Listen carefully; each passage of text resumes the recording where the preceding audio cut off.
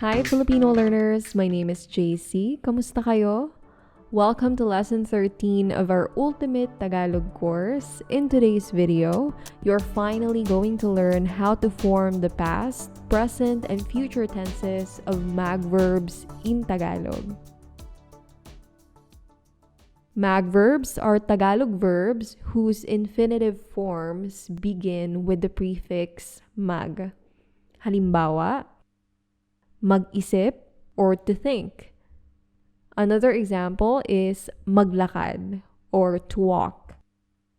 So just by looking at them, you can tell that these are mag verbs because of the prefix. Now, if you remove the prefix mag, what's left is what you call a root verb. For these two, we have isip and lakad. Verb roots are also Tagalog words. Usually they are nouns.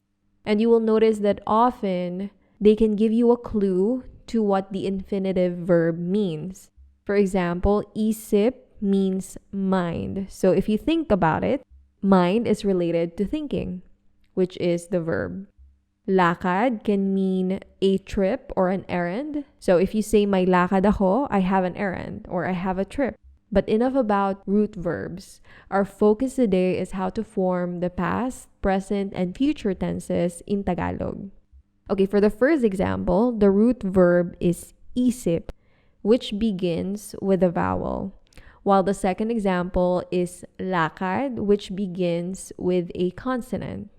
Let us begin with this one. So this is the rule that you will follow for mag verbs whose root verbs begin with a vowel. For the past tense, which we call perpektibo in Tagalog, you simply change the letter M to letter N. Nag-isip. For the present tense or imperpektibo, you once again change the first letter to letter N. Then you repeat the first letter of the root verb. Nag-iisip.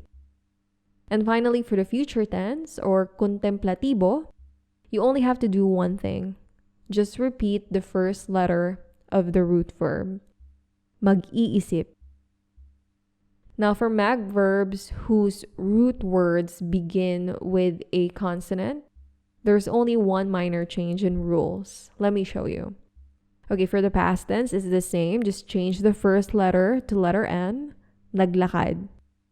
For the present tense, you again change the first letter to N, but this time, you repeat the first two letters of the root verb instead of the first one, naglalakad. And lastly, for future tense, you repeat the first two letters of the root verb, maglalakad. These rules are pretty much applicable to every mag verb. However, sometimes you will encounter some exception to these rules. I will show you that in my final example later, and then you'll see why. So, let's do a few more examples for practice. We have mag-aral, to study, maghintay, to wait, and magtrabaho, to work. So, mag-aral, for the past tense or perpektibo, that's nag-aral.